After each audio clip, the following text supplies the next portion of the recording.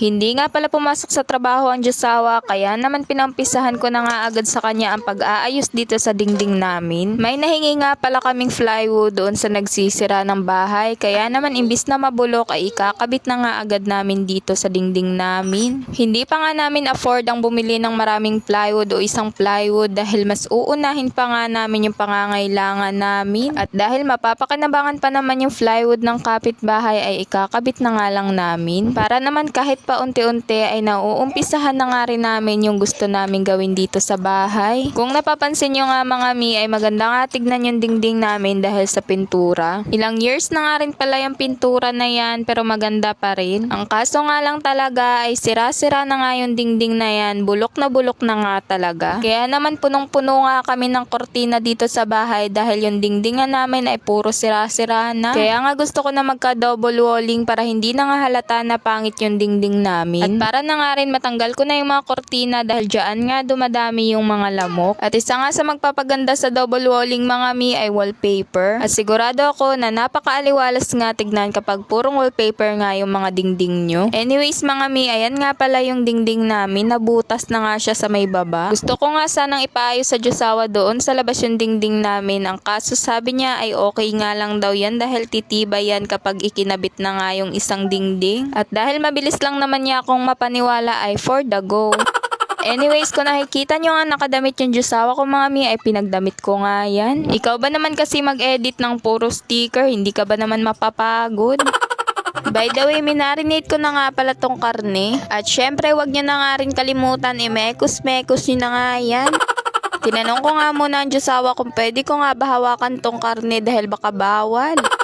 Paano ba naman kasi ay first time ko nga mag-marinate mga mi. Busy nga kasi ang Diyosawa kaya naman ako na nga lang ang gumawa. At dahil ako ang may gusto nitong pagdo-double walling namin mga mi ay syempre tinulungan ko nga siya. Ganun naman talaga ang mag-asawa, dapat nga talaga ay nagtutulungan. At tignan nyo naman nga tong si Akarly, pinakaalaman na naman nga yung camera ko. Alam na alam niya nga talaga kapag nagvi-video ay nakikiepal nga talaga siya sa harap ng camera. Talaga namang manang-mana sa nanay, char. Thankful nga talaga ako dito sa Diyosawa ko mga mi at talaga namang support siya kahit wala pa akong viewers. Siya nga pala ang nag-ayos ng ring light ko nung nasira. At dahil hindi na nga talaga maayos, ang sabi niya nga sa akin ay umorder na nga lang daw ako. At kahit hindi nga yan nagdadamit mga mi ay nagdamit nga siya para sa content ko. Hindi ko naman siya pinilit na magdamit mga mi. Ang sabi ko lang sa kanya dapat ay nagdadamit siya dahil bawal nga sa Facebook. Kaya naman nagulat ako at nagsusuot na nga ng damit.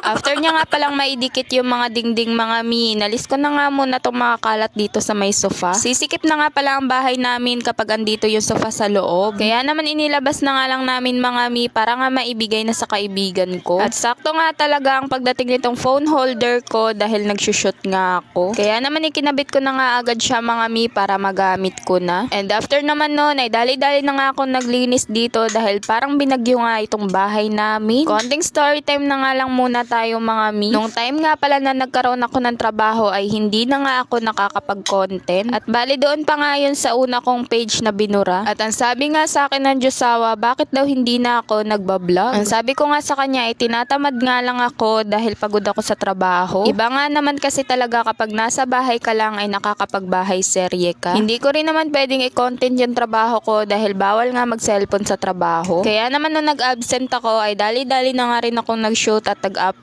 ng content. Feeling ko kasi ay napaka-supportive nga ng Diyosawa. At tumigil na nga rin pala ako sa trabaho mga miya. Sabi ko na lang sa sarili ko ay magko-content at magko-content na nga lang ako. Char. Sa totoo lang ay nahihirapan nga ako na magtrabaho habang maliit pa yung anak ko. Paano ba naman kasi ay hirap nga kaming maghanap ng mag-aalaga. At isa pa nga ay feeling ko parang mas magasto nga yun dahil araw-araw nga kaming nagbabayad sa pag-aalaga. Kaya naman nag-decide na nga lang ako na dito na nga lang ako sa bahay dahil hindi naman talaga ako pinagtatrabaho ng Diyosawa. Iba pa rin talaga kapag nanay nga mismo ang kasama ng bata. Pag iba nga naman kasi talaga ang nag-aalaga sa anak natin at nasa trabaho tayo ay lumilipad nga naman talaga yung isip natin. Kaya naman ginagawa ko na nga lang ding libangan yung pagko-content ko. Dahil alam nyo ba, simula nga nung nagko-content na ako ay hindi na nga nai-stress itong utak ko. Dahil nung mga panahon nga na hindi pa ako nagko-content ay lumilipad nga itong isip ko kapag andito lang ako sa bahay. At kung ano-ano nga rin yung naiisip ko at talaga namang ini-stress ko nga yung sarili ko. Kaya naman malaki rin talaga ang naitutulong sa atin ng pagko-content. Dahil bukod sa nalilibang tayo ay nandoon nga talaga yung pangarap natin para sa pamilya natin. Balik na nga tayo dito sa mga ginagawa ko mga mi dahil baka magdrama pa ako ng magdrama at umiyak pa. Char. Anyways, natapos ko na nga rin palang ilipat yung lona doon sa may hihigaan nga namin. Sabi ko nga sa Diyosawa ko ay magluto na nga siya habang naglilinis ako dahil nagugutom na mi.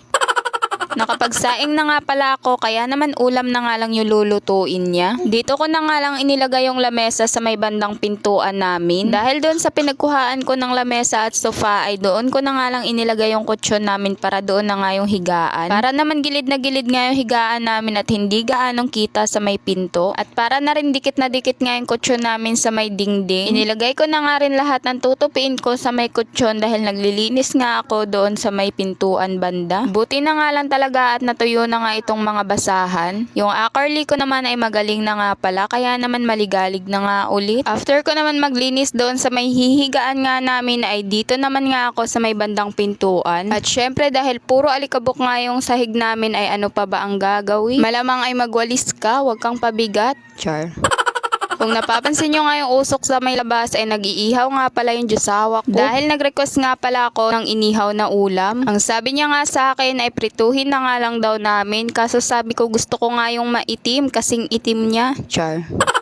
Ibibigay ko na nga pala sa kaibigan ko yung kortina na green kaya naman pinalitan ko na. Mas maganda kasi kapag mahaba nga yung kortina dito para hindi kita yung dingding namin. At maganda nga rin pala yung kulay ng kortina na yan kaya naman bet ko nga siyang ilagay dyan. Ewan ko ba, hilig ko nga talaga ang mag-makeover ng bahay. Talaga namang hindi napapakali yung mga gamit ko sa akin.